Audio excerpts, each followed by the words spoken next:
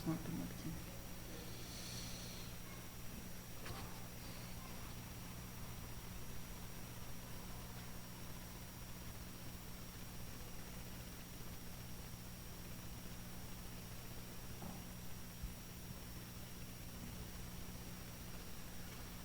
So, Ron, can you help me quickly? I can-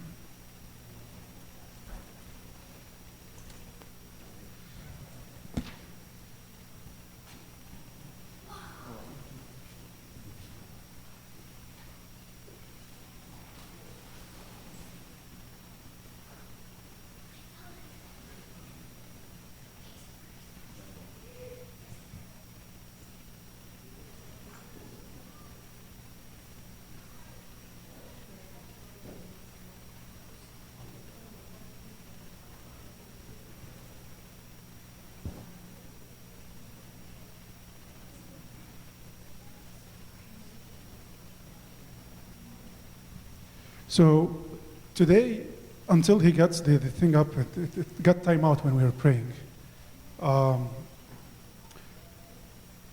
The internet, as we all know, you cannot live without it. And one of the tips for our kids, when we come across to the kids and trying to advise them to not use it, it's really not practical, right? Or to use it in a certain way, maybe it's not as practical too. Right? So we got to deal with the reality of being everywhere. The internet is everywhere and it's going to be everywhere. So we have to deal with it. We cannot live without it. Yes. لا ما هو بيعمله من فوق. Ron, the laptop on top of the box. Yeah.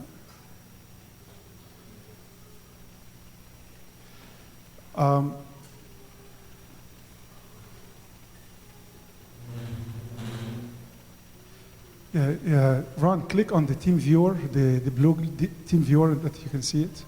Yeah, click on that one. Yeah, now you see it. You see on the left hand side 554 KPE. Yeah, type that on the other laptop. 554 KPE. So we have to deal with the reality of having our kids with those devices, and the devices are connected to the internet, computers, devices, iPhone, Android. And as parents, we need to, and servants, we need to learn certain skills that we're going to go over today in order to be able to coach them and guide them through life. It is very important skill right now. It's not kind of, it is not optional. So a few years ago, maybe a little bit more, it was optional whether you know this stuff or not. But now it's becoming more and more necessary. Thank you.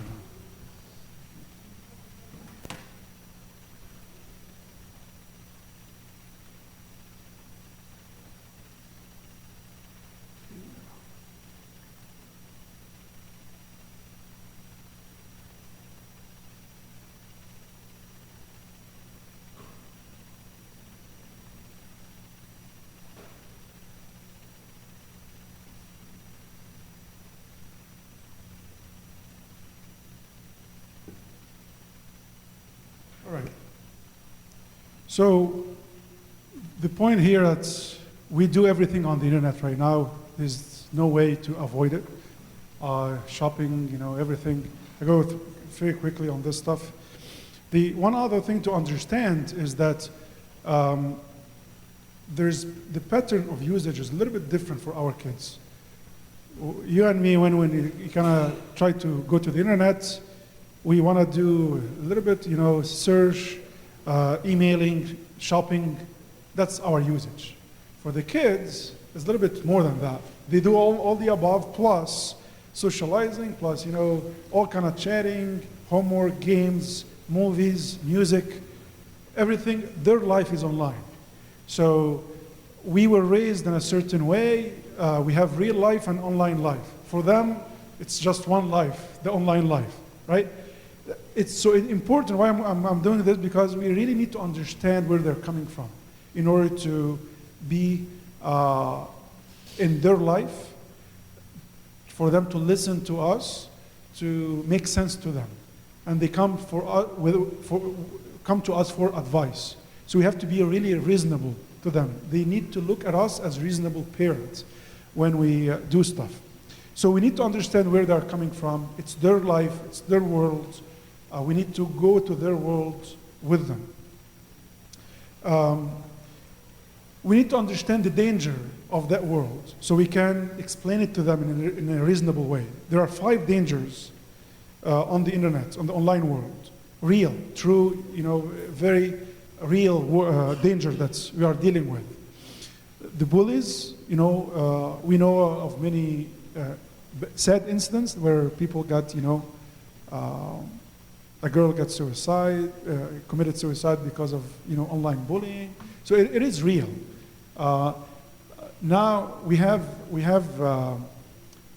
the school system in the States here are very good at now they are aware of the problem and they are addressing it, and I see like it's turning around. They are very aware of the situation culture-wise, and they are dealing with it very seriously. So we have less of that, of a danger, but still, yeah. And then we've got the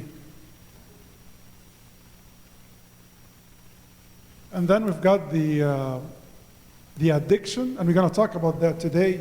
Addiction is very real, and I want to, if you remember one thing today, is that with the online pornography industry is as serious and as damaging as any drug addiction. So when you think about kids, 7 years old, 10 years old, 12 years old, whatever, college kids, grown-ups doing drugs or doing pornography is the same damaging. Maybe one is more obvious, but the damage, the brain damage, the character damage, the addiction is as the same. So that's why we should not treat it casually. And it's unfortunately that it's the amount of people who are addicted the statistics are shocking. And when it comes to the addiction of pornography, is really all the research you don't have to be a Christian to understand the damage or be really scared of that damage. That's the connection.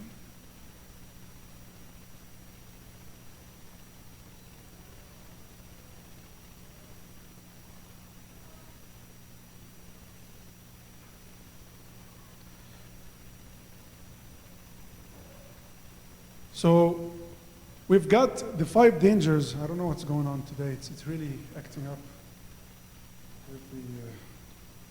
It's probably the internet is very slow today.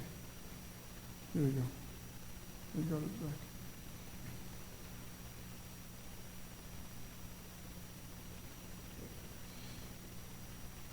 So the bullies getting a little bit better at school. They are aware of it. Addiction is getting worse. Virus, spam, and bad information. This is another danger on the online world. The kids need to understand this part too. That's what looks like a benign game online, a survey on Facebook, few questions here or there. That could really, behind that, could be some viruses, could be some people collecting information. The information could go with the wrong hands. So we'll be very careful what we do online. Not just if I'm not familiar with who's providing that survey, I should not take it. If it's a game, that's how people now try to steal information or give bad information is by making some fun games, right? They're not going to tell you I'm stealing your information or I'm installing something in your computer. What's going to tell you is I'm going to give you that free game that's fun and nice, and so you get hooked on that game, and now they can get all your information. So even on Facebook, those invitation to take a surveys or questionnaire, stuff like that, behind that is some very well engineered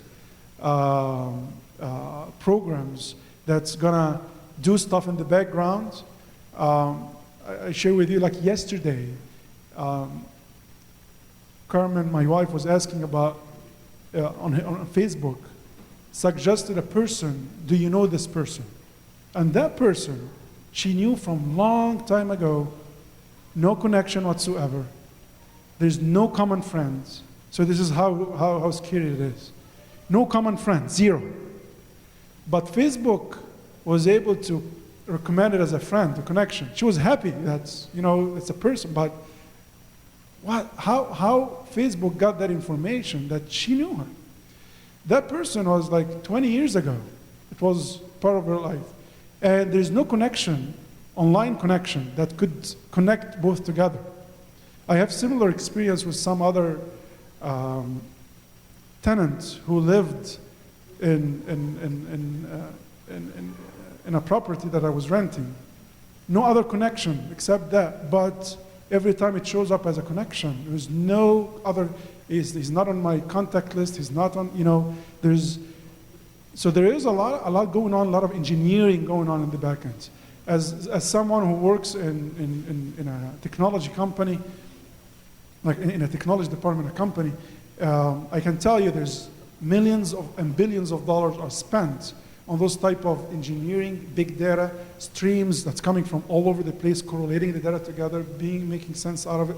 So it's really, the world is changing around us, and computers are much smarter right now. They can, and I think the police work is very easy right now. There's no way anybody can hide anything. So it is a word that we need to understand and get our kids to understand. This is one of the dangers that they need to understand, that they, when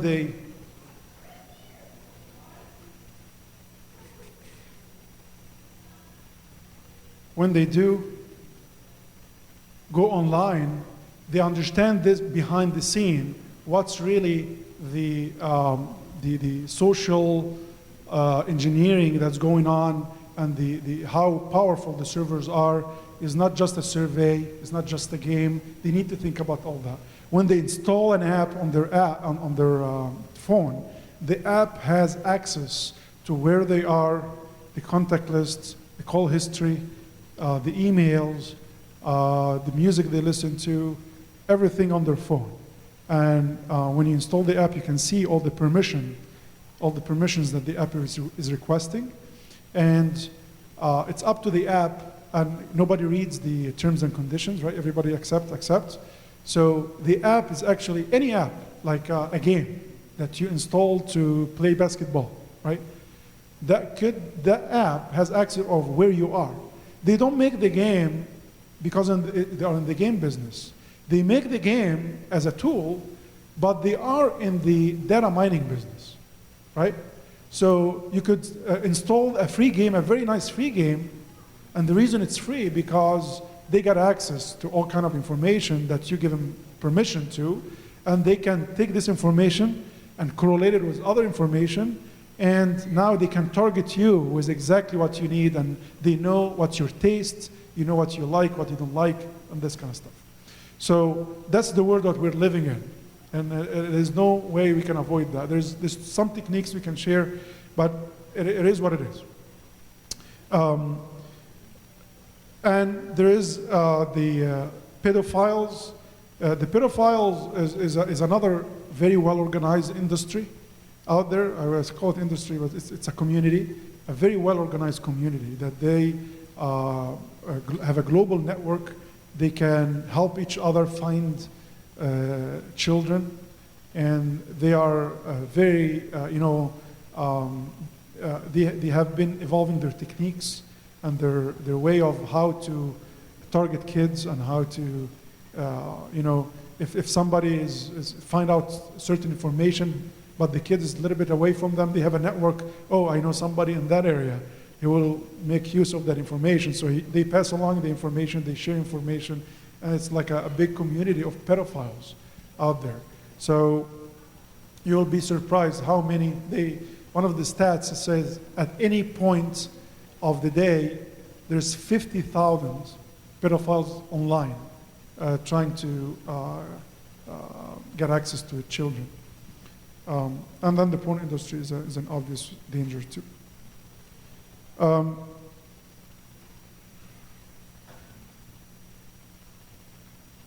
it's working here, but not here. Okay, good. At least I can see it. So you see there's a clip here. I'm not gonna, we're running out of time, so I'll go a little bit quicker.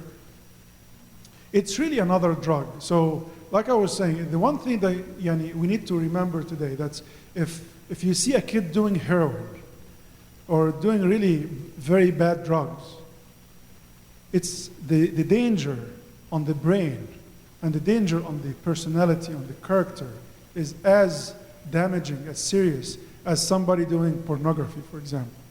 So that danger, we should treat that type of addiction the same way, with the same seriousness. It's a mental health crisis, and we talked to many of the researchers and the psychiatrists. They tell you that there is a crisis. We reach a level of a crisis where when it comes to some certain type of addictions, some guys, they don't know how to work. Even at work, there's some, every day there people get fired because they are addicted, and the addictions reach certain level, and they cannot live without it even for a few hours during work. So they try to access it through during work hours, and they get fired. So it reaches a mental health crisis. And you don't have to believe in God or be Christian to hate pornography or to know the damage or the bad things that it can lead to. It is any secular psychiatrist will agree to that.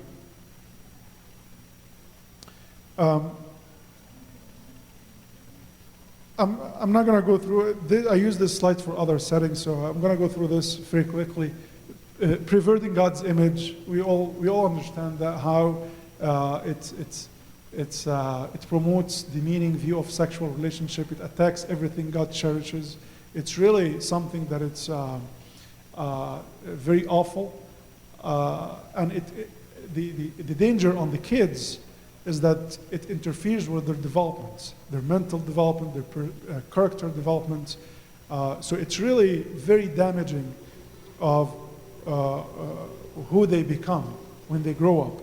And scientists has found out that the brain, and Dr. Yosri mentioned something about that earlier too, that when the brain is younger, the younger the brain is, it's more impacted and more damage when exposed to this kind of stuff.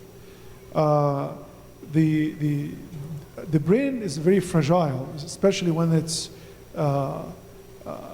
still young. When it's exposed to this type of materials, the damage is even worse. So we should be very careful with our younger, even the younger is the most damaging. And as life goes on, still there's damage, but it's amazing how the brain works. That's something that goes in there and stays there for a long time. Depending on the age too, it becomes even more engraved. And very sad statistics about 1 in 3 girls and 1 in 7 boys will be sexually molested before the age of 18. And this stays in the brain. And this is, it's very generic, within the United States, but the point is that the danger is real. And we need to be very careful of where our the children go, where they visit. Sometimes we have a very benign play day with a friend, and then the big brother's at home, right? Or the dad is at home, and something wrong could happen. So we'll be very careful of all these situations.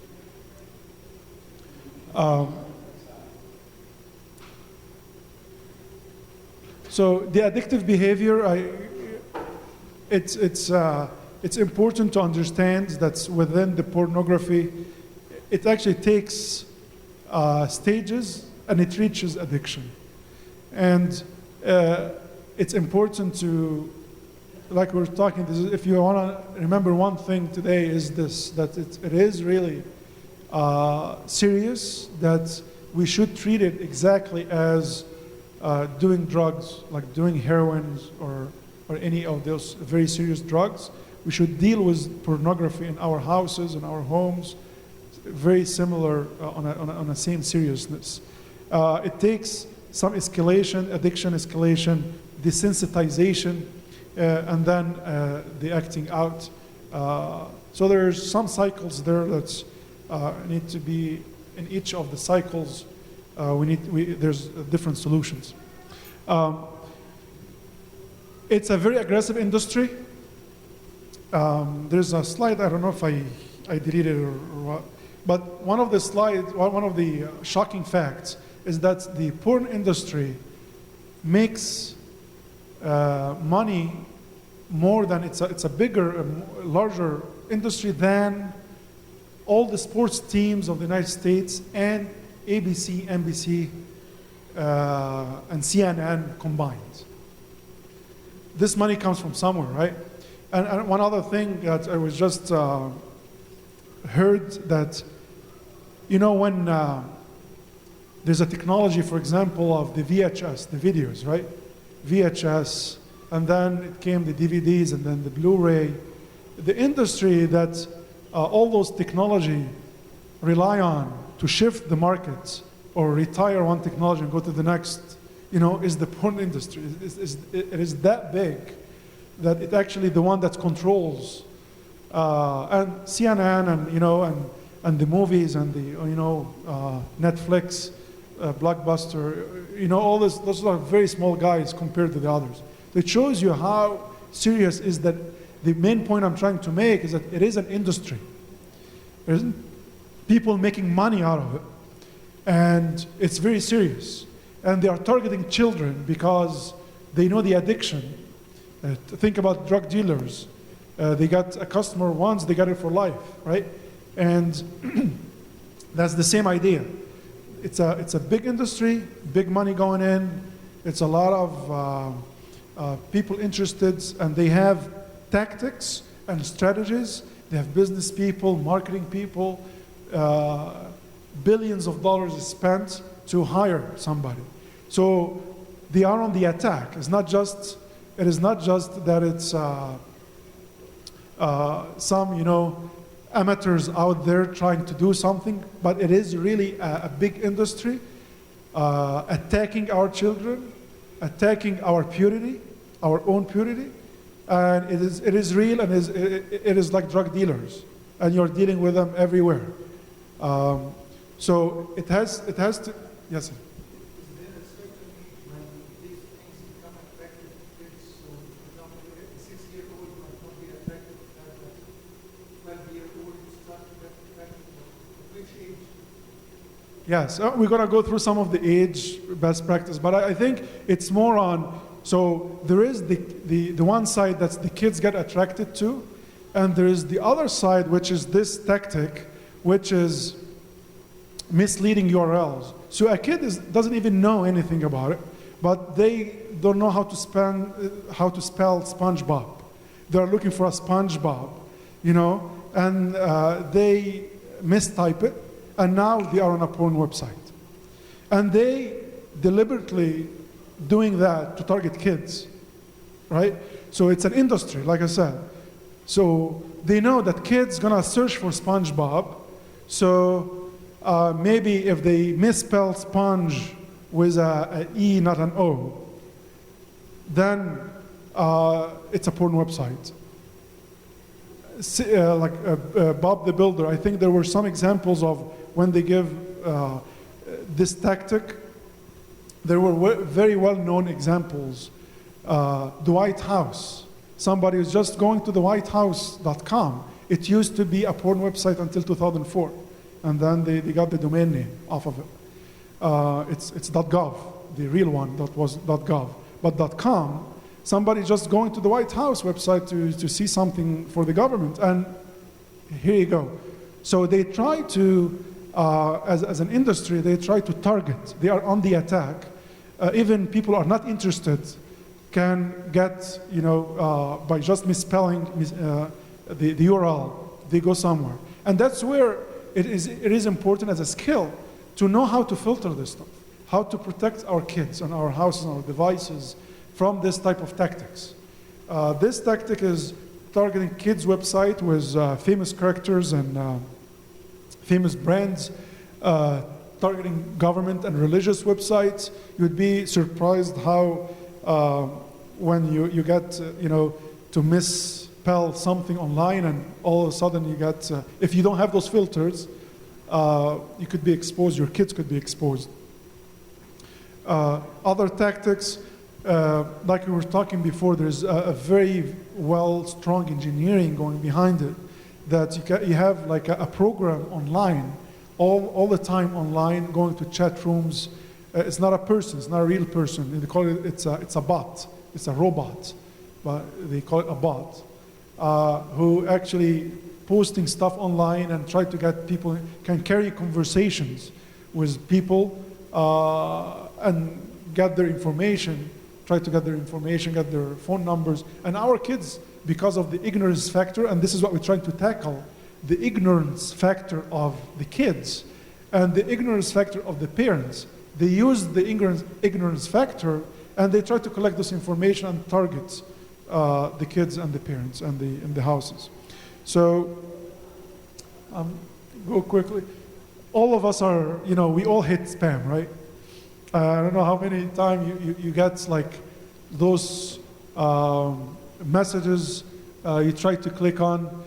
They say in 2002, this is an old stats, but daily porn email sent in 2002 is 2.5 billion a day. Can you imagine how many emails are sent? And if you imagine like 1% clicked on those emails, just 1% every day, it's a very large number. It's a very large industry, a lot of money. Daily porn sent per person is 4.5 per person. Show how many emails out there on Hotmail, Gmail. There's like 4.5 per person every day on those mail servers. So the percentage, even if it's like I said, if it's just 1% of clicking, there's a lot of victims out there. Spam mean they send you an email with a link that you did not subscribe to that email. So you receive like, I am a girl from Russia, I want to meet you, stuff like that. That's a spam email, and there's a link there. There's nothing there out there, just a link for somebody to install something or to expose you to people asking for money. Yeah, and some people from Nigeria, for example, sending you an email saying, I am a millionaire and I want to get out of the country. Send me your bank account so I can give you the money, and then I will share my fortune with you, and but just $100 fee now, and then this all kind of spams around. You block spam. Google is doing a good job trying to filter those messages in the spam folder, and some good messages go there too. So you rely on those, and there is the way you're not affected by spam is to be intelligent, not to click on anything that you did not subscribe to. So you just delete those messages right away. Gmail is doing a good job, Hotmail, all to try to predict those and put them in a spam folder or a junk folder for you. But if it comes to your inbox, you just delete it. If you don't know who it's coming from, you just delete it. And if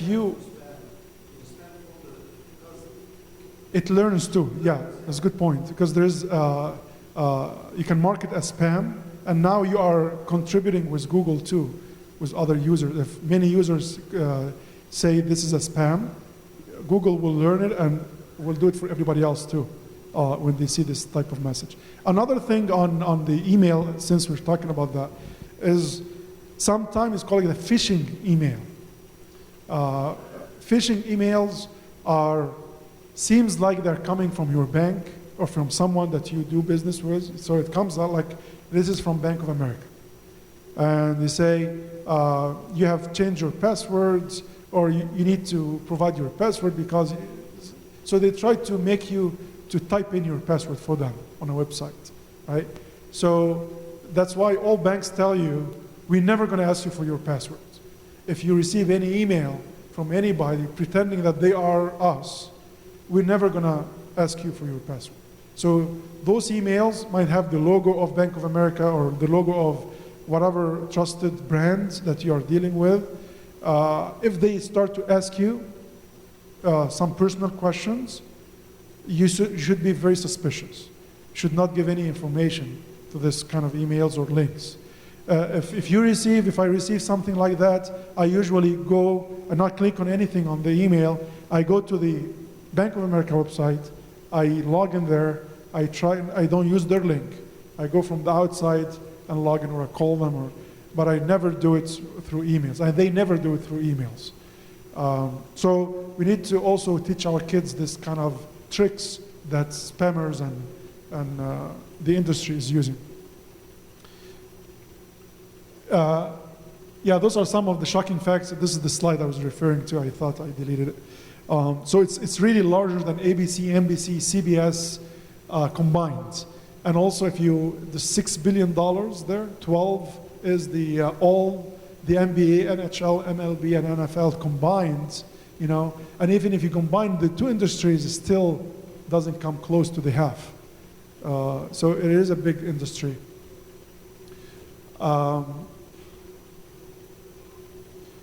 There's one other sad statistics. Maybe I won't share that one. 87% of college students are affected. There's 13% are not, which is a good part. There's a lot of kids who have unintentionally were exposed to pornography because of the lack of, filters. And the younger the brain is, the fragile it is more, and it stays forever, and it's very damaging. So that's why we need to really make sure that we have the tools in place for this unintentional. Can you go through again what's the point of them? This kids constantly. What's the point of Yeah. So when you get an addicted person, they get it later, and then also they start to steal, So there's a lot of one of the things, one of the signs that they always teach, that watch your credit card if you have teenager at home, because it's one of the signs when you have unknown charges, right? Yeah, and debit card. So when somebody got addicted, they can do stuff that they wouldn't do otherwise, right? They don't have the money, but they can steal it. Future customers too, yeah. And you see here, traffic is 20 to 30% children, younger than 18. For them, it's not just future customers, they might be suppliers. They might be suppliers. Yes, too. From their perspective. Right. There's a story, and I share the story so you can share with your kids too. It's very important to have those kind of stories on the dinner table, A girl that was found dead in a hotel. And the story starts by her being on a chat room, and some guy start to tell her, I love you, and having a conversation every day with her. And she, he was able eventually, after a few, and she wasn't sharing with her parents. And then he asked to meet her, and she ran away, and she met him, and he got in a hotel for a week with her. And then he told her, you gotta go back home, and I have to go to work. And she started to cry and stuff like that. And long story short, She woke up in the morning, she couldn't find him. She wrote the whole story in a piece of paper and committed suicide. And they found her in a room. And I think she was a Coptic girl too in California. One of the stories that Dr. Yusri shared with us. So it's real. It wasn't like an American. She was a Coptic girl in the United States.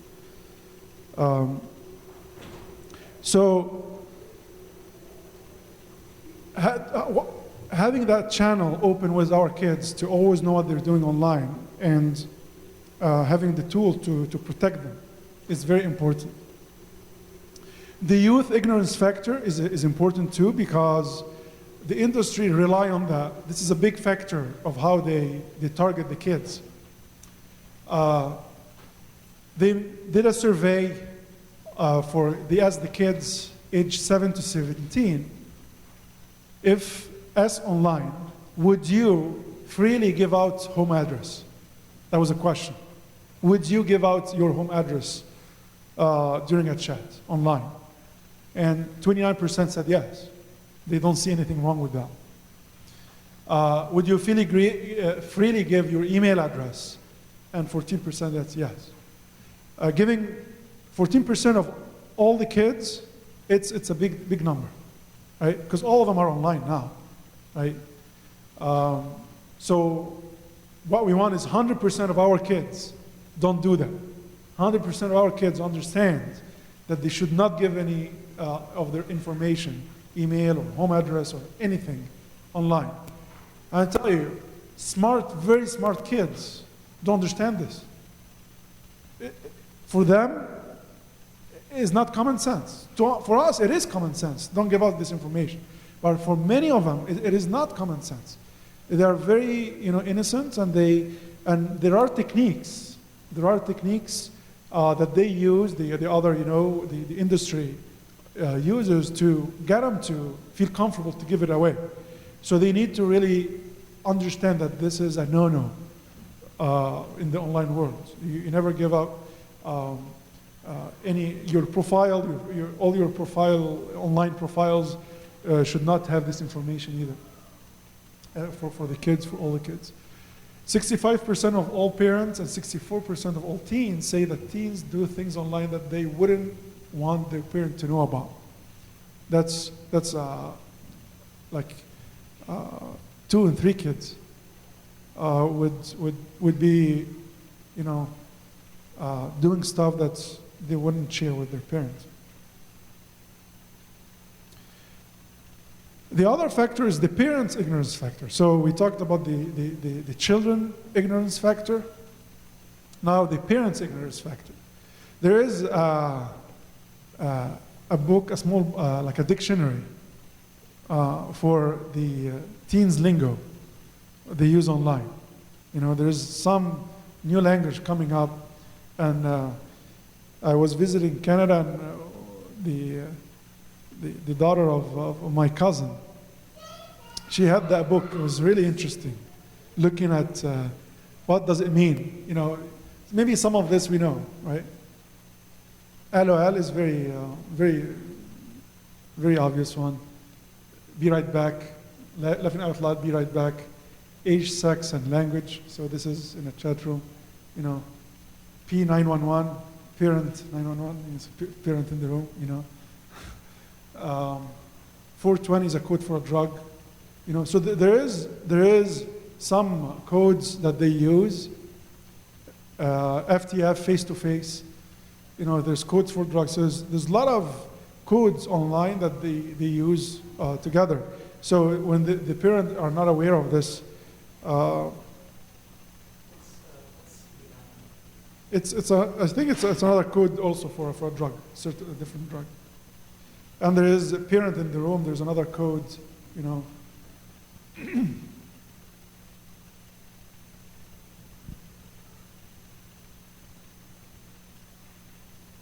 There's a whole, if you Google, you don't have to buy now the whole dictionary, but if you Google it, there's a lot of lingo out there.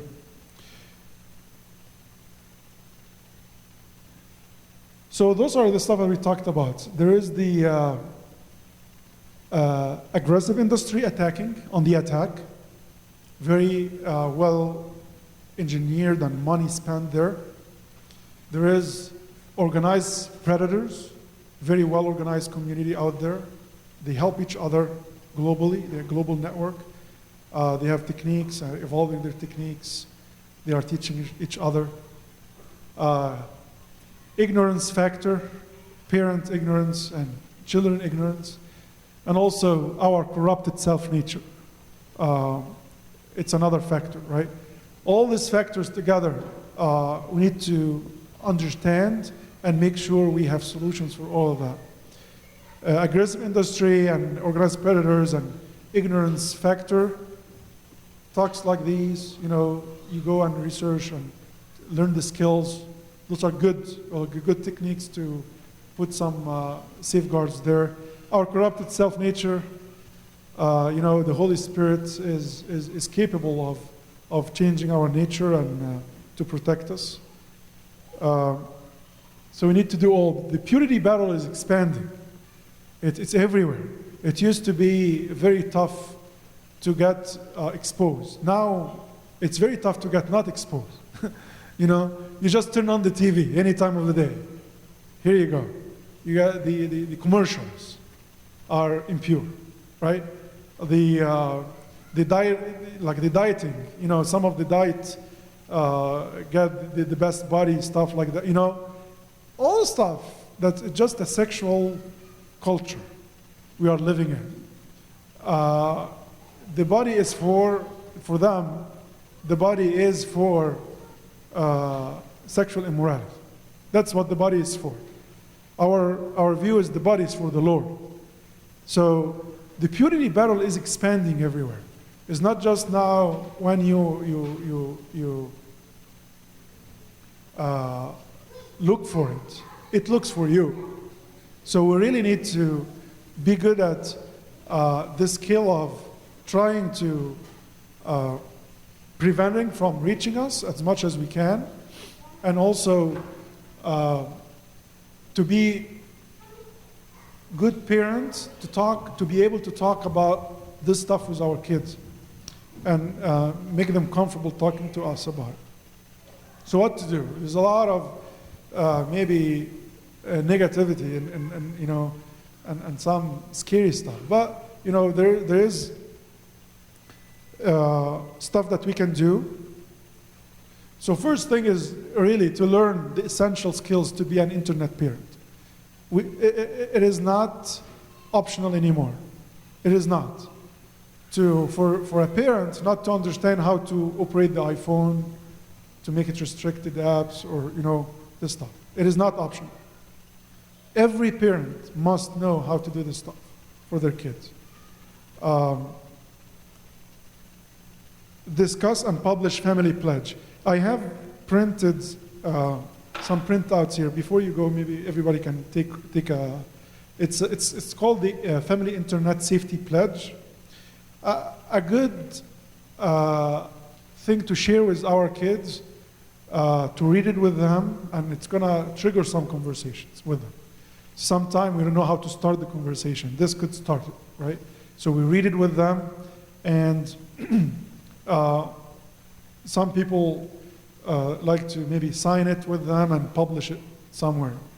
But I think the value of it is more on the actual conversation that can trigger. So family pledge is like, I will not look at or download or copy inappropriate or questionable materials if somebody, so we get like a deal. If you are exposed, you come and discuss it with me.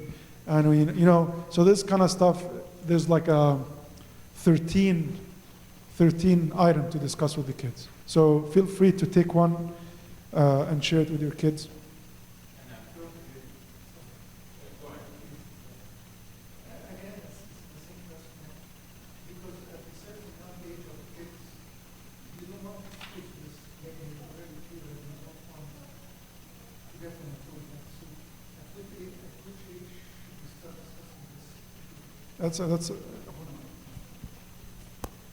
That's typically the strategy I want to give them. That's the old strategy. we have been taught this strategy and it was working. But now it is not at all. Because now, as was shown before, the battle is everywhere. So I think we need to write the first line on the page. I mean, if I told you a wrong information, totally unlogic information, but you don't know it. And I told you the right one right after. The first response will be, you're going to be against it. Because you stick to the first thing you learned. So I think we need to write the first line. I know it's not so easy for us.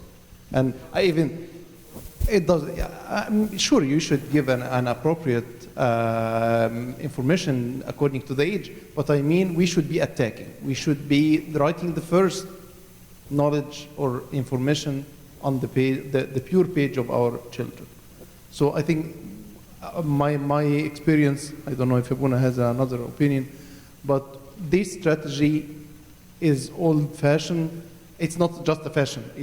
It's not working anymore. It was working till maybe 15 years ago. Yes. We have been raised up based on this. And I think the language could be adjusted accordingly of the age. So it is more on, for example, you'll see the language used here in the pledge. It's if something that makes you not comfortable online, come talk to me. So it doesn't have to be really, if you see like explicit with the actual, so at least this is the pledge. That's if anything makes you uncomfortable, anything that you understand, you come talk to me for a certain age. And then when somebody understands the word sexual, we use the word with them. But if they don't understand it still, we like what makes you uncomfortable. Somebody touches you, you have to tell me if somebody touches you. But we need to have that conversation with all the age, like what I was saying, but the language could be a little bit tailored to the... Why I'm saying this strategy is not working anymore, because across the years, we found out that our children on the church during the service, even in Egypt, which should be a more conservative country, we found out that the knowledge of the kids, we get shocked that it's far beyond what we know. So, and we were too late to deal with their problems. So I want to just share a quick story. One of the co-workers with my wife, she came and told the story that they were seeing a movie, and then it came across a bad scene. So the father told his two daughters, please go away, you shouldn't see that. So they go away. They went away. And then later on they came to their mother and said, Dad doesn't know that this movie has been shown on the morning, it's repeated today. This is second time to be seen. So they know more than their parents. Yeah. So the three things is to learn the essential skills. It's not an option anymore. Discuss and publish the family pledge with the kids so we can have an open discussion with them, and always know what the children are doing online. So we need to kind of share, know and understand their Facebook profile, their Instagram follower. Like, we need to understand all this stuff with them, not to leave them in this world by themselves. So number one, learn the essential how-tos. So this is the stuff the how-tos that we need to all know. How to filter content on a browser. Like, so desktops, big browsers. There is a tool I want to show you today is called K9 Web Protection. I'm going to demo that right after this. So K9webprotection.com. If you go there, just in case if you want to leave early or something, K9webprotection.com is the website. You download it, you install it, now your computer is protected. Filter content on games, apps, and videos. This is how to turn on restrictions on iPhones or Android phones. Approve installing and purchasing apps. So many of the iPhones or the Android, when you install, it needs a password, right? So you should always keep that password. So use the online ID, the Apple ID, for example, that the kids doesn't know the password of. So anytime there is an app that needs to be installed, we come to you so you can, ask why the app, why you do this. And I have seen kids, they go crazy with apps until, their phone just explodes. They don't have that control. So they gotta have that kind of approval phase. Because like I said, apps looks very harmful, could be very harmless, but they're actually very harmful. It's a game. It's a very attractive game, but it's actually, whoever made that game is not in the game business. They are in the data mining business, the tracking business, the target marketing business, right? So we gotta be very careful on what gets installed on our phones, our kids' phones.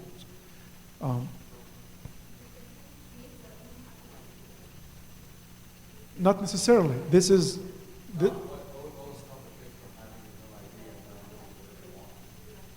We'll show you. We'll show you how to restrict that.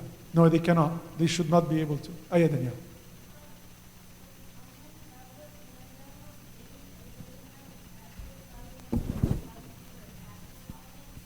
That I could ask my mom. It's Android. Yeah, we'll show you on both today. I will show you how to do it on Android or on an Apple. So you put all of these protection. Are there videos that show the kids how to get out of those protections? Yeah, Because so that frightens me. No, I tell you, the strategy is, the overall strategy is trust but verify. So at the end of the day, the strategy is a strategy of conversation and trust with some protective measures. So this is not this is just the first line of defense, it's not the only line of defense. The main line of defense is the conversational and relationship, the pledge, the trust that we establish with them. And they need to be okay with those stuff. When we do it, it's not like we are forcing it on them. They understand it is for their protection. I do it on my phone too, not their own phone only. All my computers has that filter. Me too. I'm protecting my purity too, not them only, right? And it is not just for pornography, or it is also for viruses. It's also for bad information, for violent information. So they need to understand and have that kind of. Everyone, what's okay. I prefer to put it on the context of, and maybe I'm confirming what George said, on the context of helping them, not doing detective work. Because if you did that, then we're going to go into that competition. Who's going to do from the others We're best? going to lose that one. Okay, and we will be the loser. Yani definitely we're going to lose that battle. I can tell you, there are ways to get around this stuff. Yeah. There are. And they will get it. You won't get it. I mean, you won't be able to compete. If you were going to see who's going to go further, they're going to go further. So if we got from that concept or that approach, they're gonna win the battle. Yani, I tell you, there's a Snapchat. The whole reason why Snapchat is very popular among the kids, because it keeps no history. As soon as you get the message, you read it, it's gone. No history. No parents can, So, so there's always going to be that battle. When we reach certain point of trust with the kids, they can get the Snapchat. But, if there's no trust, I wouldn't trust them to have Snapchat if I don't, this kind of stuff. It's not a matter of trust as much as you worry that it's too early. Like, I don't want to expose you to this now. Yeah. I don't want to give you that freedom and open that world for you right now. I mean, it will when you have some more maturity to discern a little bit. But when you're a little kid, when you're like 9 and you want Instagram. I don't know if I want to put Instagram on your phone and then you have pictures of everybody. I don't want that. Right. And there could be Instagram, for example, there is Instagram with no rules whatsoever, and there's Instagram with 5 friends, you know. So we can have that deal. You could have Instagram with, when we started the talk, the whole talk was we were talking about we gotta be in this world with them and be very reasonable with them, so they can come back to us. This is how we started the, you know. It is there to be there. We have to accept it, embrace it, and we have to not try to control it, but to embrace it, right. So they're gonna have Instagram, and it's better for them, for their personality, you know, to be familiar with those social, you know, but they need to do it right with our guidance. So I would say, let's have an Instagram with a deal that you only have a white list of friends that you follow. Those 5 people that I approve, you can have their connection with you. Other than that, no. So a good question when you ask your kids today, when you go home, how many followers do you have, you're following Instagram? If it's more than 50, I think it's too much. Because it's a real danger there. Because you're right, if they start to follow anybody, no control, there's a lot of bad jokes out there. There's, you know, there's a lot of stuff that, you know, it's facts in life, so it's a very good, you know, website to subscribe to and get their updates, because they give you like very interesting stuff. But once in a while, they give you, you know, not very good stuff too. So that's why it is, we go with them and we say, okay, do it, but, you know, how many friends do you have? Let's keep it to only your friends, the people that we trust, as opposed to shut down everything and don't do anything. It's very dangerous and age appropriate too. So I would say, yeah, 9 years old, maybe not Instagram at all, right? 12, 13, 14, they should be in there, but without the go crazy kind of following everybody. Other thing is enable web history. So if they have, one thing I like about Gmail, for example, to give my kids Gmail, is that Gmail follow them everywhere. You know, if they log in with their Gmail on their phone or their, you know, or on their browser and enable web history, you could go back and check what they're doing. It's kind of like trust but verify. They need to understand that we trust them, but at the same time, we once in a while we want to make sure that they are not exposed to anything that they are not sharing with us. And they also need to understand that they should come to us every time there is something that it's uncomfortable. The other thing is discuss the family pledge. And this is, we talked already about this. I'm not going to spend more time on this. When you take a copy, it will be a good encouragement for discussion with them. Share some of the stories. I try to share as many stories as I can. One other story I will share is now there's the term sexting. So they take a picture and then they text it. So they call it sexting. And they need to understand, we can teach them how damaging that could be for the future, right? The internet is permanent. The internet is permanent. There's nothing there that you could undo or delete. As soon as you click the send button or publish, it's already on thousands of servers. Even if you delete it, you just delete it from your computer. But all the other 9,900 computers there still have it, and they don't delete it. And it's going to show up somewhere sometime, right? So the kids need to understand this stuff. And the pledge will be a good opportunity, you know, as a start of a conversation, to tell them, now when anybody try to apply for a job or run for office, right? The senators, even Obama, they try to get any kind of picture that he had when he was, you know, and they can relate to this stuff. The kids, they are smart. They can understand this stuff. When you tell them, you know, when Obama was running for office and they tried to get all the pictures that he had and all kind of stuff when he was a kid, So they kind of relate to that. When you go to a job interview, before you actually get to the interview, they know who you are. And they almost get a decision whether to hire you or not because of your online reputation. They call it the online reputation. I was, like a month ago, I was really surprised that I got a recruiter calling me, and he knew a lot of stuff about me already before I even talked to anything. And he was ready to make an offer just based on the reputation that he heard before even talking to me.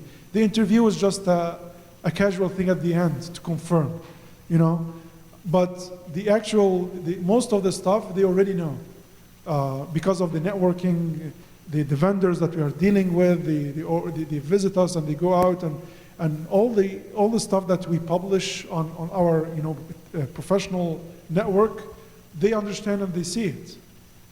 So the word is really now, this is what we need to relay and explain that to them, that the online identity or the online reputation is real.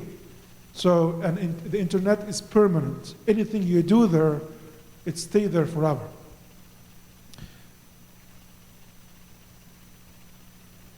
The third thing is know what the children are doing online, right? Following unknown sources or strangers on Instagram, we talked about that. 20 to 50 connections maybe is reasonable for teenagers, but more than that, maybe not. Trust but verify. It's a losing battle. Snapchat, we were talking. It is. So our main guideline is to install the tools, be smart about it, know what they're doing, and keep an open discussion with them. Age 4 to 7, and this is the kind of going to the age thing that's with age 4 to 7, it's better not to have their own stuff yet. It's more on they are sharing our stuff, right? And sharing the same email, sharing the same, having a restricted whitelist. There is on Android, there is an app called Kids Place. It's on Android. It gives you a launch pad on your phone. So when you hand it to your kids, you could just go to Kids Place, you enable that mode. Now it's for kids, it's for your kids. And you set it up with Launchpad, which is just the application that you want them to access. So it's a free app from Android. It's called Kids Place. I'm not going to show it to you today, but it is very helpful if you're sharing 4 to 7 years old type of person. And we must use filters on our the computers. Canine web filter. If a kid is using a computer, that computer must have a filter because of, we share the techniques and the spelling and stuff. So we gotta have that filter on that computer if the kids are using it. Amen. For the phone, there's a K9 mobile filter if they have their own. I'm gonna go through that too. So if they have their own phones, not 4 to 7 years, but other ages, there is an app you install. It's a browser, pretty much. It installs itself as a browser. It's called the K9 browser. And I recommend that to age maybe 13 or 14 to have that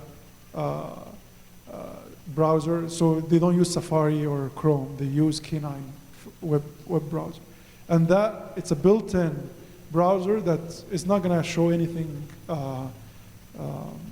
that's inappropriate. So you got the safeguard right there within the browser. And then you get also the other restrictions on what to install. So that's from the browser perspective, right? And then you have to deal with the other applications that are installed on the phone. And we're going to show you a screenshot of that too. Age 8 to 11 should also have, going to be across the board, the filter. You got to have a filter on the computers and the devices. And they need to understand not to interact with people they don't know online. No chatting with strangers, that's a very important. Um,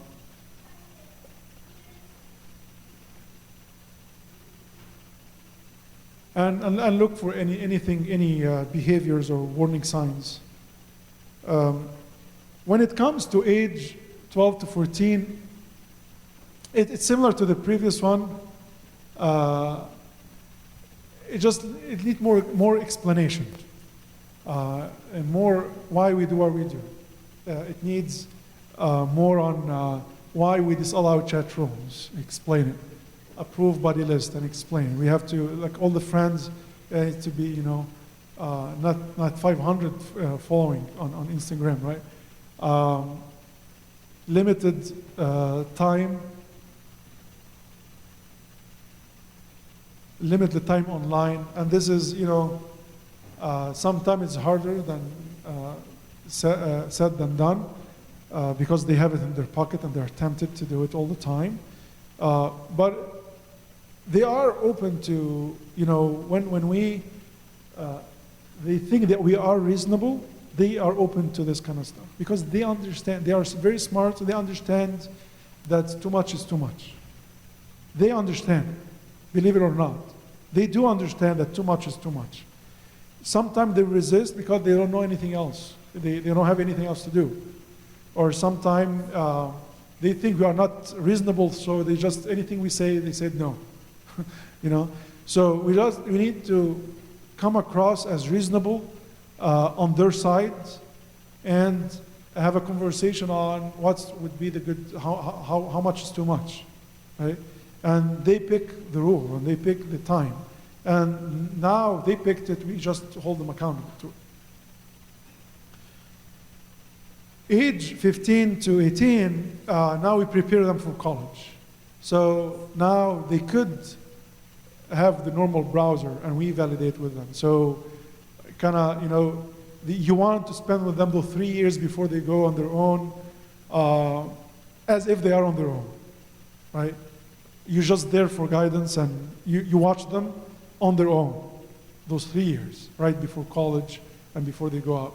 So on those 3 years, still there's a filter as a best practice. I have a filter, everybody should have a filter anyway, right?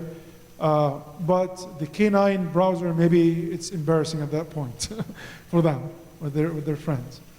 So maybe you could allow the Safari or the normal browser, and they understand that we validate, we trust, not validate or verify, and they understand that now they are ready to be independent, and we want to live with them those 3 years as independent.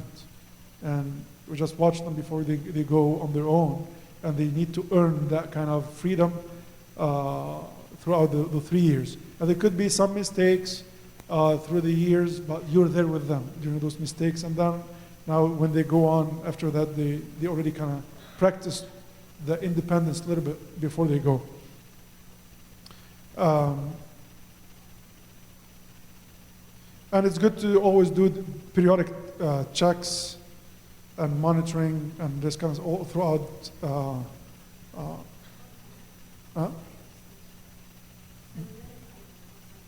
Instant messaging, like FaceTime and instant messaging. I am like any type of a chat or instant messaging. And you watch for those warning signs. Just lost the connection.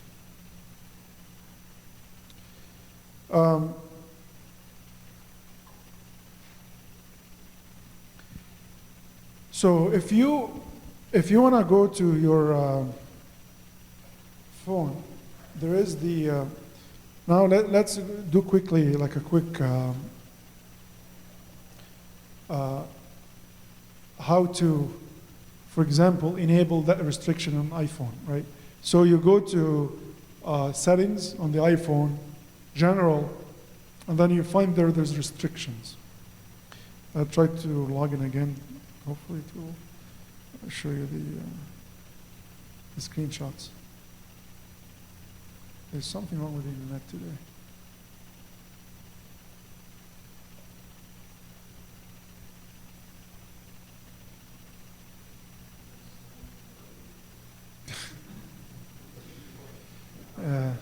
باب النجار. It is there. I blame it on Comcast.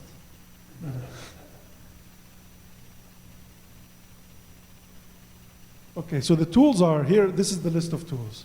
K9 Web Filter, K9WebProtection.com. There you're gonna find the application to install. It's very simple. If you're interested, later on I can actually install it on this computer. The church computer doesn't have the filter. We can do it now together. I already downloaded the thing, so we can do it live demo now on this computer. One of it's a free software. It's a company very specialized in this, so they sell it for a very high price for corporates and free for home use. So it is a very good solution. They keep updating their websites, the list of so it's very, very good, very reliable type of software. It's only free because they give that back to the community, but it's actually very expensive software if you buy it for business, for corporates. Like I said, you don't have to be religious to hate pornography. So all companies, they gotta have these filters. There's no companies I know of, they don't have filters. Because it's totally addictive and against productivity, right? You don't have to be Christian to understand that. So all companies have this type of filters, and this is the company that's very well known for most companies. They implement their solutions. It's called Blue Coat Company. From Blue Coat, they have the K9 Web Protection. So it's free, continually updating, flexible levels of filtering. I will show you how you could, approve certain sites that you know that they are okay. Enterprise-grade solution. The cons of this is that it must be done on each computer. That's the, you buy a new computer, one of the things that you need to do is just install the filter on it. It takes 5 minutes, less than 5 minutes, but it is a little bit tedious. It's not like a solution, you get it once. No, it's with every device, every computer, you have to do it to protect it. And it's also, it does not really block messaging. It's just for the browser, HTTP traffic.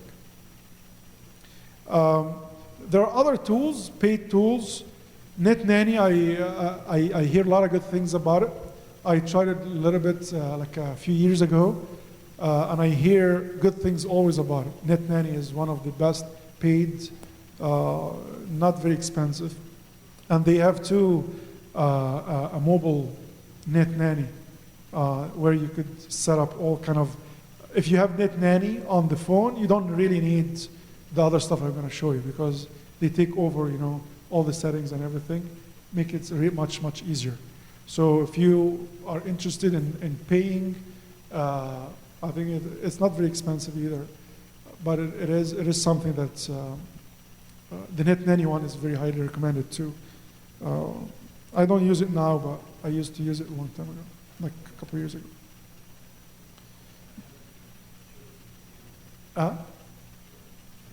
Which one? Yeah, probably the app to install it is free, but you need to pay for subscription for certain features. So they call it the freemium. So it is free initially, but for certain features you have to start paying to have the full features. Huh? Yeah, exactly. There are, if you are a Comcast customer or a DSL, Yahoo, they provide some parental control too. I never got those to, to work very well. They are available, and you could. It works to some extent, but it's really little bit. It's an option out there if you have the time to set it up. It's every one of them has their own way of doing it. Router-based solution. This is very more technical. Most likely, it's you buy a router that has embedded, parental control in it, and it requires like a little bit more technical skills. It's an option to your wireless router at home.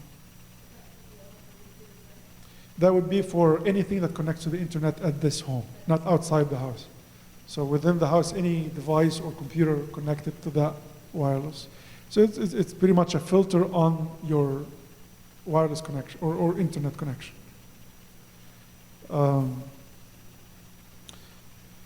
So this is the screenshot for iPhone. If you have an iPhone, you go to, you can see there, this is general, and then here there's restriction. Restriction is off. So you click on it, you see the restrictions. Enable restriction. You click it on. Now it gives you all these options. So you could allow Safari, camera, FaceTime. You could turn on and off. All the stuff, that's what it gives you. It's just on and off switch on all the stuff. So you are in control of, so when you give your kids the phone, you could turn off some of these features. No, what they do, and I show you the first, as soon as you enable it, it asks you for a password. So you set a PIN on it. It's a 4-digit PIN that you could set up on it. Here's another version of iOS. It also has the same thing. This is the older one. General, same thing. You go general, then enable restriction. As soon as you enable restriction, you're going to find this screen. This screen, you're going to pick a PIN, 4-digit PIN, that you got to remember. If you forget this PIN, you are restricted too. The only way to get out of this is to factory reset your phone. Apple Store is not going to help you.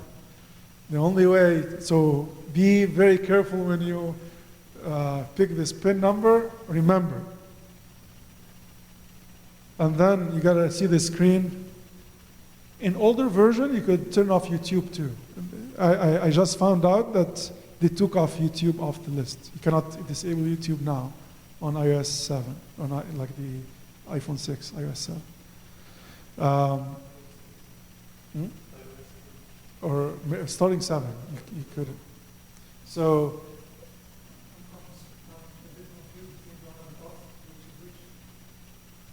yeah. Oh, because it's called restriction? It's allowed. Correct. Yes. So off means it is off. On is on. The restriction, just the restriction area of where you control it. So you are not turning on the restriction. No, you're turning on the app. See what I mean? So, yes. Off means it's not going to be available to them. Anyway. Yeah, Android is next. Yeah. So this is for the iOS. When you turn off the camera, you turn off with it FaceTime too. So just if you're interested to turn off FaceTime too. And you can see here, there's something called in-app purchase. That's important too, to turn, if you don't want to spend money, because what Apple does, especially now, they have your credit card on file, so you don't really, it's very seamless to purchase stuff. Just, it'll be very simple. So this is the Android one. I want to show you something before I leave iOS on this one.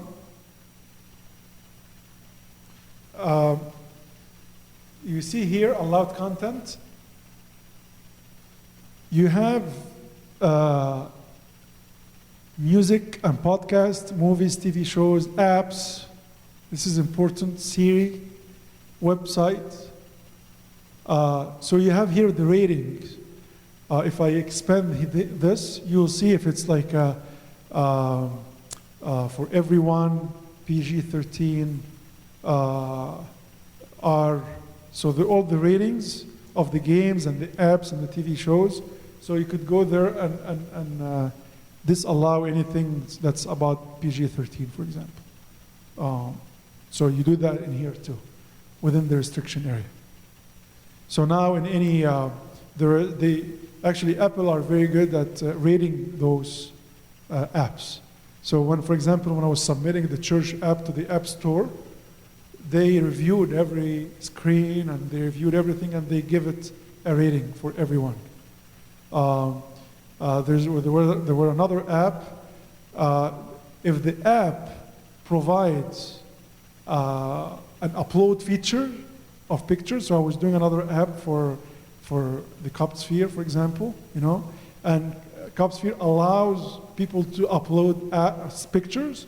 So Apple rated it with restriction because they don't know what I'm going to upload later. So they're very good at this.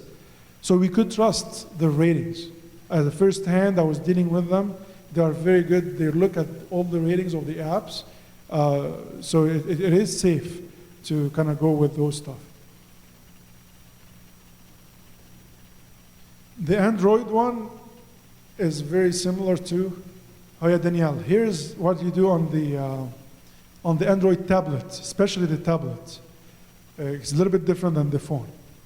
On the tablet, you have here users. You see this? When you go to settings, and then users, and then you could add a user.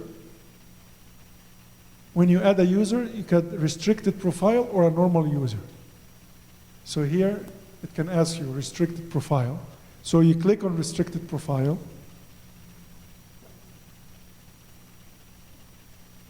And then you give it a name. And now you have this similar list like in iOS. So you could turn on and off now the camera, the Chrome, all the stuff here. All the app that you have installed even, all the stuff will be on and off. Here's on the phone. This is not tablet, this is a phone, Android phone. When you go to the Play Store, you go up here, you see this menu? You go to settings. So these are the settings of the Play Store, okay? And then within that, you will see here that there is content filtering and a password for it, or restricted. Okay? Okay, Bahan? This is the Android part. So within the Play Store, so here you can control what type of because the Play Store is where they get all like the apps, the movies, the TV shows, and everything from the Play Store. So you can restrict it here, right in there. The other part on Android or iOS is to install the K9 web browser. That's for anyone below 15 years old or 13 years old, they need the K9 web browser. No.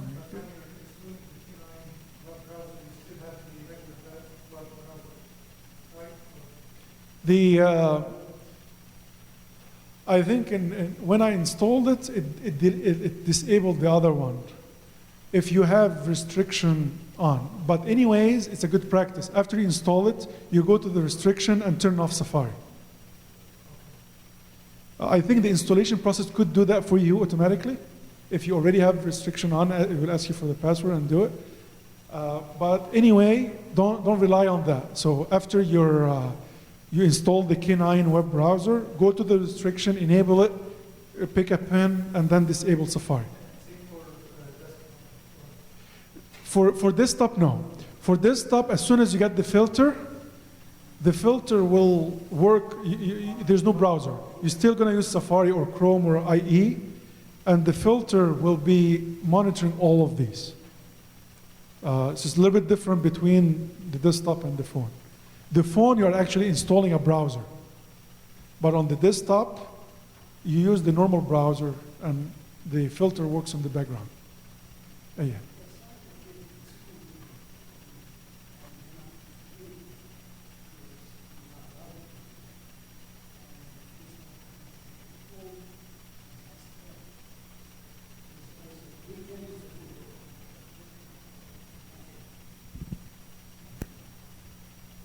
What I'm s-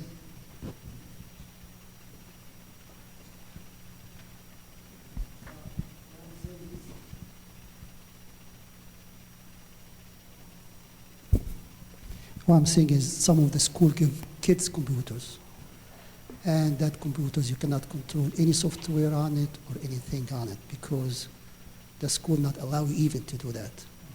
But the kids take this computer home, and sometimes they have internet, and I think that the school controlled, but different ways than the control you talk about.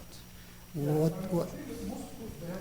Yeah, most school has filters. They have the filters. So yeah, I'm talking about our own devices that we can control. If you can enable this type of restrictions, you could do it. But if you can't, I mean, it's their responsibility then to provide that kind of filtering, you know. And they do. I think most schools they do. And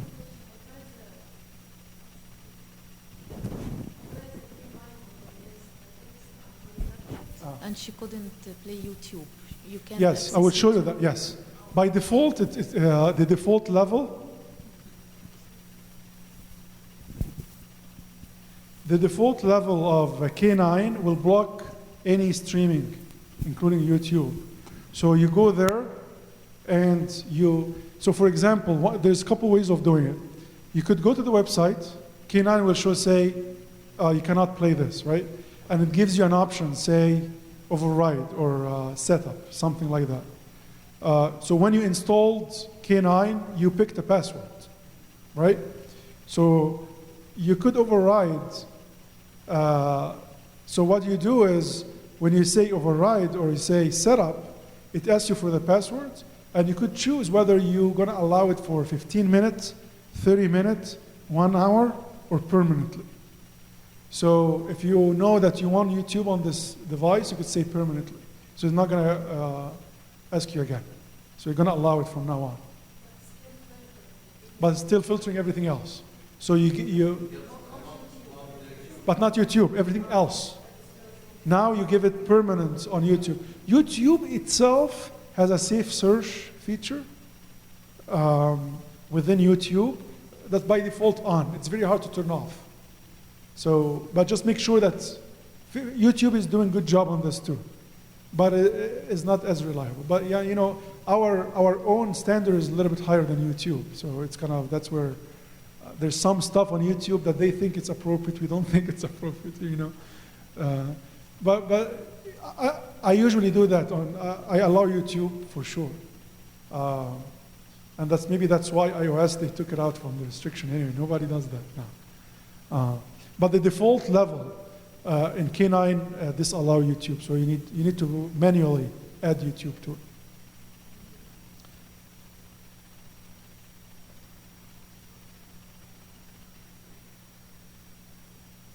So, like I said, there's all the dangers. There are tools for the danger. One danger, which is our corrupted nature. This is where God comes. Unless the Lord builds the house, those who build it have labored in vain.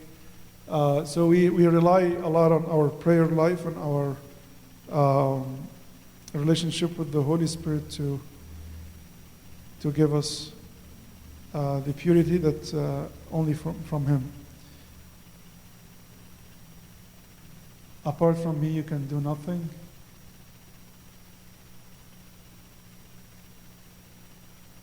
So our prayer life. We can, if you want, we can do the installation of K9. You want to see it? You guys have, okay.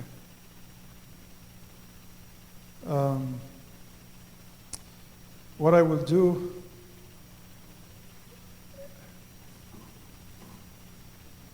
Yeah, there is the pledge here before you leave if you want to make sure that you get one.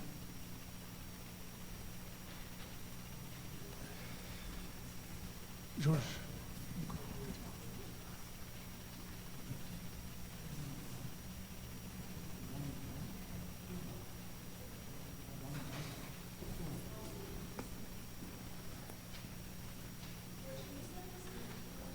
Yes, sure.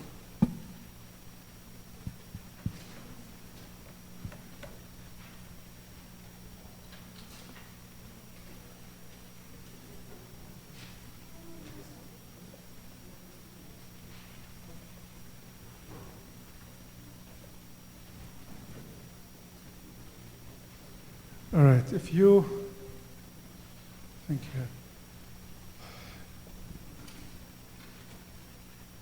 So I'm going to do a quick installation so you can see it.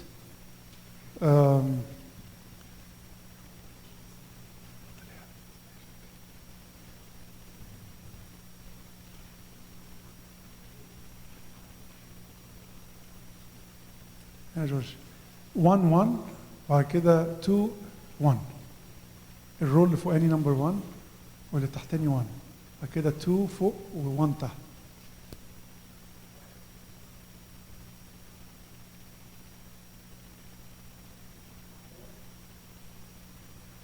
الارقام ايه عندك؟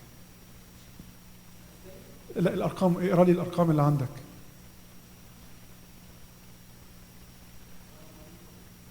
لا اللي باللون الاحمر، الارقام اللي باللون الاحمر.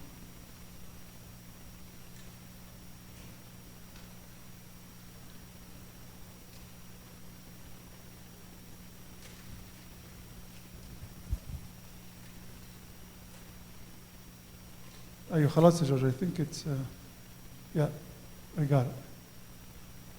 Yeah, yeah. Thank you, George. So,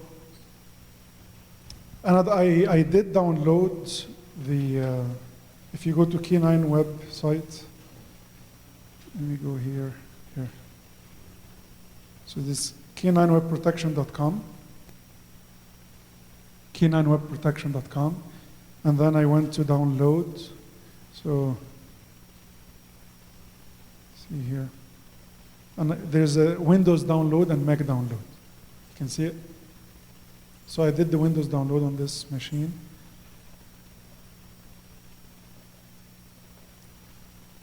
So if I go back just for you to see where I was in, this is the homepage, k9webprotection.com. This is the homepage, and I click on download for Windows. Okay, from the homepage. And if I open the downloads here, you will see it here. If I run this executable, let's run it. Say yes.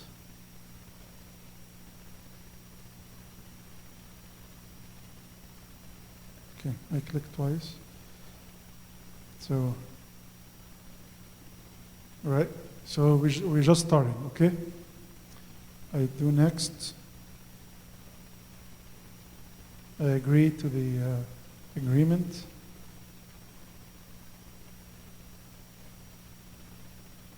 Okay, now it's asking for a license. You could request a license here. It is free, but they keep track of how many people installed. So what you could do here on the website, before you download, when you see here free download, you click on it. The first thing before actually it asks you to download, it asks you to get K9 free for your home. You can read that. So when you put your name and email, it is safe. This is one of the safe places. You can provide your email and request license. Now you go to your email, you receive your license through email, and you paste it when you download. It's very simple. And this is good if you forgot your password, for example, they can send you the password through emails and stuff like that. So it is okay to give them your email. If I go to here, I do have an email from them with my licenses. So I'm going to copy, I'm going to use one of these licenses.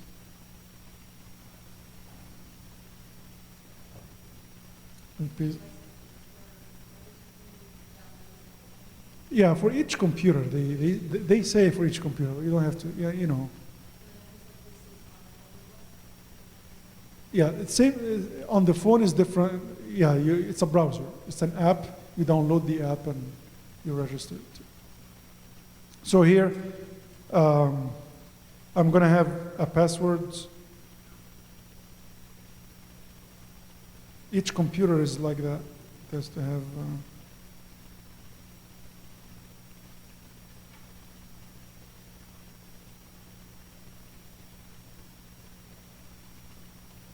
and then install. Very simple. Thank you,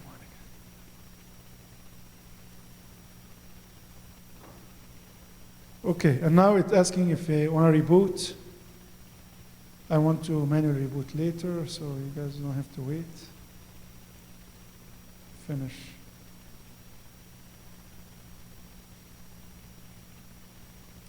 And now we have a filter on the computer. What it does is, still thinking about something. Here you go. I want to show you how I set it up. So this is the last step after I'm installing. Actually, there is, this is Windows 8, so I will go K9. So you see it's already here, installed an app.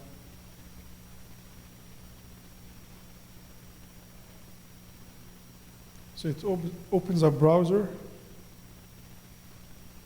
It's probably, I needed to restart it. That's why it's not working.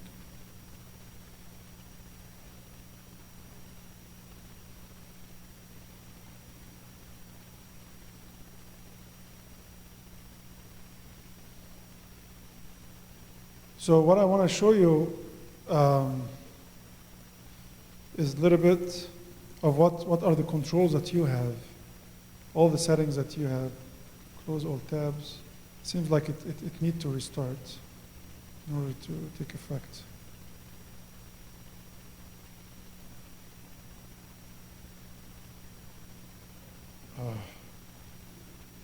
It seems like there is a Windows update waiting.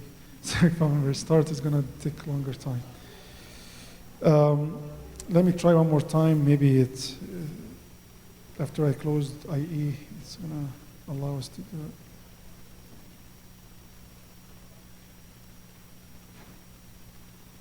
No. Okay, so we'll take our chances. But Yani, what I wanted to show you, update and restart.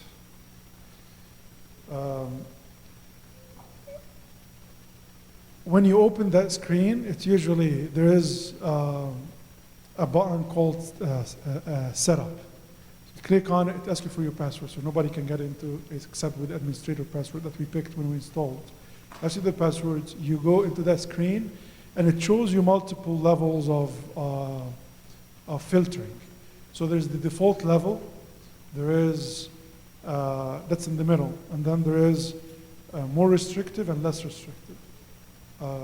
Less restrictive to the point that it's just monitoring. It says, just monitor, don't do anything, don't block anything, just monitor everything.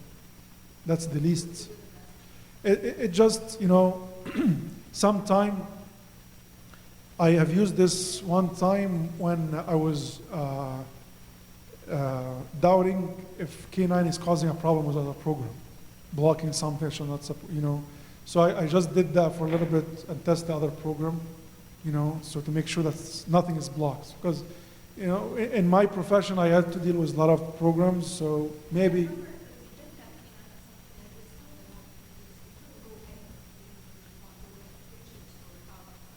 You just need to go there to the settings and set it properly. So part of the settings is to have like a white list of stuff that you trust. So I could still have default, but YouTube, you know, is allowed. But Facebook is allowed. I think, Danielle, Facebook might not be allowed either, right? All others, like social media, streaming media, might not be allowed at all. But it takes some time. You know, when you go there, you just go and then add them manually, permanently. It's just a little bit of, you know, one more step to be safe. Or you could lower the restriction a little bit. You could click on custom mode even, and the categories. You can just pick the categories that you want to, like nudity, pornography, violence, viruses, all kind of stuff, and then you have your own level too. You could do that too, and allow social and streaming and this kind of stuff. All right. So I think it's going to take some time to reboot, but trust me, it works that way. Let's pray.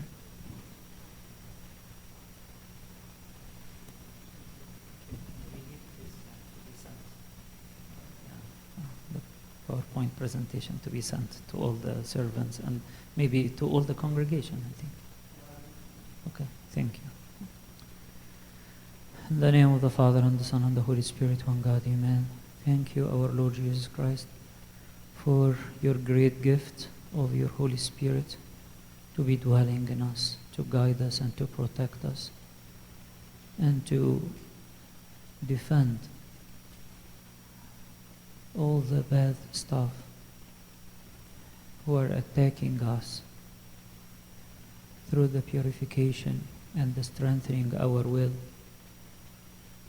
and to be matching always with the will of God in all what we do and what we think and speak.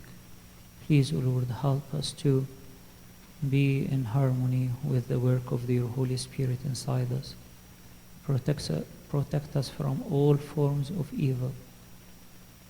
Help your people, help your children, the adults and the kids from the bad atmosphere that's surrounding us. Please help us to grow in your love day by day and to support our hearts with your words and to be faithful to you. Sanctify us from all aspects. Please, O Lord, reward your servant who talked with us and help us to be doers through the intercessions of our Mother Saint Mary, through the prayers of all the saints. Hear us when we pray thankfully, Our Father who art in heaven, hallowed be thy name. Thy kingdom come, thy will be done, on earth as it is in heaven. Give us this day our daily bread. Forgive us our trespasses, as we forgive those who trespass against us. And lead us not into temptation, but deliver us from the evil one. Through Christ Jesus our Lord. For thine the kingdom, the power, the glory, forever. Amen. The love of God the Father and the grace of his only begotten Son, our Lord God and Savior Jesus Christ, the fellowship, gift, and the communion of the Holy Spirit be with you. Go in peace, and peace of the Lord be with you.